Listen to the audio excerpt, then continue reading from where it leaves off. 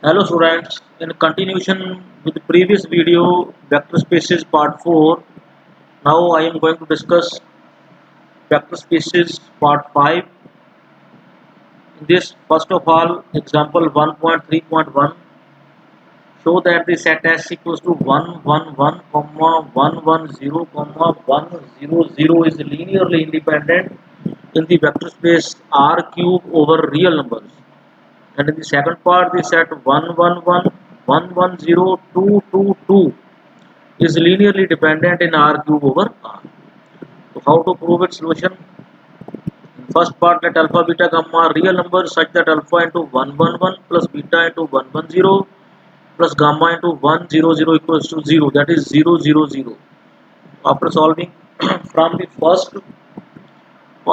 part, we get alpha plus beta plus gamma equal to 0. From the second tuple, alpha plus beta equal to 0. From the last, alpha equal to 0. So after solving, we get alpha equal to beta equal to gamma equal to 0. So every scalar is 0, therefore the set is linearly independent. In the second part, let alpha into 111 plus beta into 110 plus gamma into 222 equal to 0. So from the first tuple, we get alpha plus beta plus 2 gamma equal to 0. From second, alpha plus beta plus 2 gamma equal to 0. From the last, alpha plus 2 gamma equal to 0. Next, so equation 1 and 2 are same. Let us see in the previous slide. Equation 1 and 2 are same. Alpha plus beta plus 2 gamma equal to 0. So after solving 2 and 3, because 1 and 2 are same, we solve 2 and 3, we get beta equal to 0 only. So alpha plus 2 gamma is 0. It means we are not sure that alpha is 0 and gamma is 0, therefore the set is linearly dependent, LD.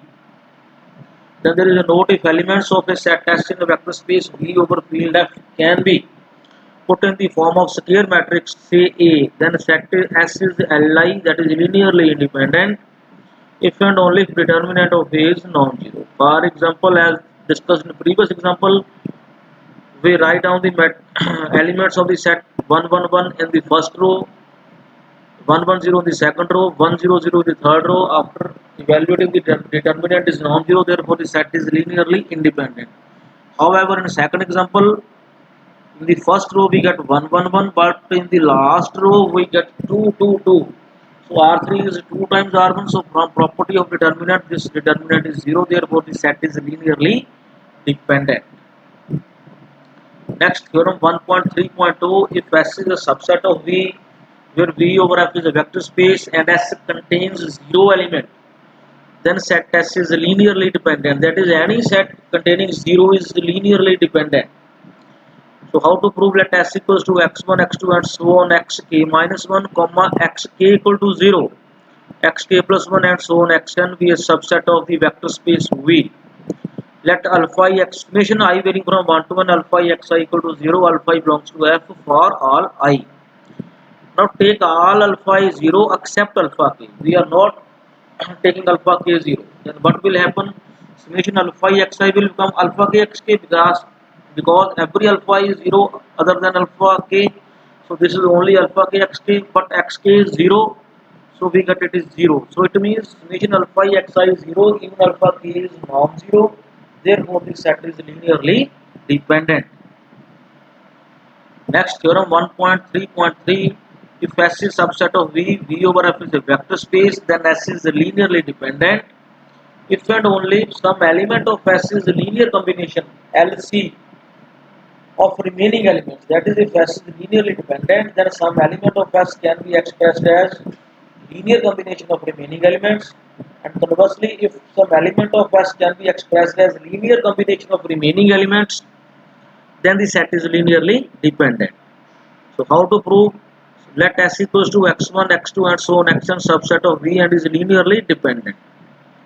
It means by definition of linearly dependent, there exists alpha I belongs to F, not all 0, such that summation alpha I xi is 0. Now you suppose alpha k is non-zero. Because alpha k is non-zero, therefore alpha k inverse exists. Now summation alpha I xi can be written as alpha 1 x1 plus alpha 2 x2 and so on alpha k xk plus and so on alpha n xn equals to 0. So take alpha k xk on the left side and each term on the right hand side we get alpha k xk equals to minus of summation I varying from 1 to n alpha xi I not equal to k because the term alpha k xk is on the left hand side.